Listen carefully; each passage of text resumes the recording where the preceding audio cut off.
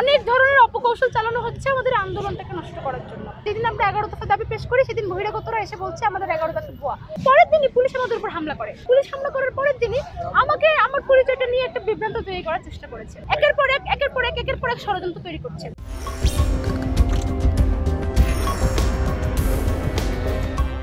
আন্দোলনের শুরু থেকেই একদম 18 সাল থেকেই দেখবেন যে কোথাও আবুল হোটেল বসছে, কোথাও শান্তিনগর বসছে, কোথাও রামপুরা বসছে, হ্যাঁ, কোথাও হচ্ছে ধানমন্ডিতে বসতেছে। গ্রুপ আগে থেকেই ছিল, হ্যাঁ, কারোর সাথে কারোর আলোচনাটা ছিল না। গ্রুপভাবেই আন্দোলনটা করতো, কিন্তু কারোর সাথে আলোচনাটা ছিল না। কিন্তু এখন একটু এটা বেশি হাইলাইট হয়ে গেছে যে আমাদের বিভাজনটা, দফাটা ভিন্ন হওয়ার কারণে। আমরা ঢাকা শহরের অধিকাংশ শিক্ষার্থীরা এখন রামপুরায় আন্দোলন করছে। ঢাকার সবচেয়ে বড় আন্দোলনটা হচ্ছে রামপুরা থেকে। অধিকাংশ স্কুল কলেজের শিক্ষার্থীরা এখানে। সবার মতামত নিয়ে 11 দফা দাবি পেশ করা হয়েছে। এই জন্যই পেশ করা হয়েছে যে আমরা মনে করেছি 9 দফা দাবির মধ্যে কিছু অসঙ্গতি, কিছু ঘাটতি রয়েছে, সেটা আসলে পরিপূর্ণ না। সেটাকে আমরা 11 দফাতে পরিণত করেছি। কিছু ঘাটতি সংযোজন করে আমরা তাদেরকে আহ্বান জানাচ্ছি তারা আমাদের সাথে একত্র পোষণ করুন। একত্র পোষণ করতে না চাইলে অন্তত আমাদের সাথে আলোচনা করুন। আমরা শুরু থেকেই বলছি অনেক ধরনের অপকৌশল চালানো হচ্ছে আমাদের আন্দোলনটাকে নষ্ট করার জন্য। প্রথম যেদিন আমরা 11 দফা দাবি পেশ করি সেদিন বহিরাগতরা এসে বলছে আমাদের 11 দফা ভুয়া, এবং তারা কোনো পরিচয় দিতে পারেনি। তারা কোথায় পড়াশোনা করে, কোথায় তাদের আসলে শিক্ষার্থীদের কোনো পরিচয় তারা দিতে পারেনি। তারা এটা একটা বিভাজন তৈরি করার চেষ্টা করেছে, আমরা সেটাকে প্রতিহত করেছি। পরের দিনই পুলিশ আমাদের উপর হামলা করে, সেটাকেও আমরা প্রতিহত করেছি। আর গতকালকে দেখবেন পুলিশ হামলা করার পরের দিনই আমাকে আমার পরিচয়টা নিয়ে একটা বিভ্রান্ত তৈরি করার চেষ্টা করেছে। হ্যাঁ, আমার পরিচয়টা মূলত আমাকে ব্যক্তিগতভাবে আইডেন্টি করে তারা করছে। বিষয়টা এমন না, আন্দোলনটাকে অন্যদিকে ডাইভার্ট করা যায়।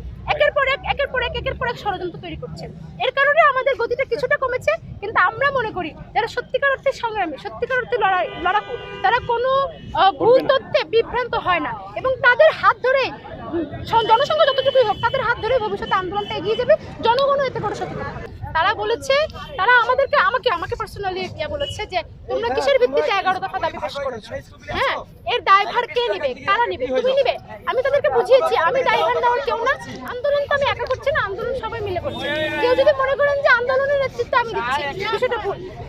আমি তাদেরকে দিক নির্দেশনা দিচ্ছি না, তারাও আমাকে দিক নির্দেশনা দিচ্ছে। তারা যেভাবে চাইছে সেভাবেই করছে। একটা দেশ চলার জন্য ধরেন রাজমিস্ত্রির কাজ আপনি করবেন না, বা রাজমিস্ত্রিতে আপনি কাজ করবেন না। ঠিকই আমাদের আন্দোলনের মধ্যে আমরা পরিকল্পনা করে আমরা আন্দোলনটা পরিচালনা করছি। যে ভালো লিখতে পারে তাকে দিয়ে প্লেকার্ড লেখাচ্ছি, যে ভালো ছাত্র যোগাযোগ করতে পারে তাকে দিয়ে ছাত্র যোগাযোগ করাচ্ছি, যে ভালো স্লোগান দিতে পারে তাকে দিয়ে স্লোগান দেওয়াচ্ছি, যে ভালো বক্তব্য দিতে পারে তাকে দিয়ে বক্তব্য দেওয়াচ্ছি। বিষয়টা এরকমই হচ্ছে। আর তারা বলেছে এর দায়ভার কারা নেবে, আলোচনার কথা তারা বলেনি। আমি বলছি দায়ভার কারা নেবে, তোমাদের কোনো দ্বিমত থাকলে তোমরা আসো রামপুরায় এসে আমাদের সাথে আলোচনা করো।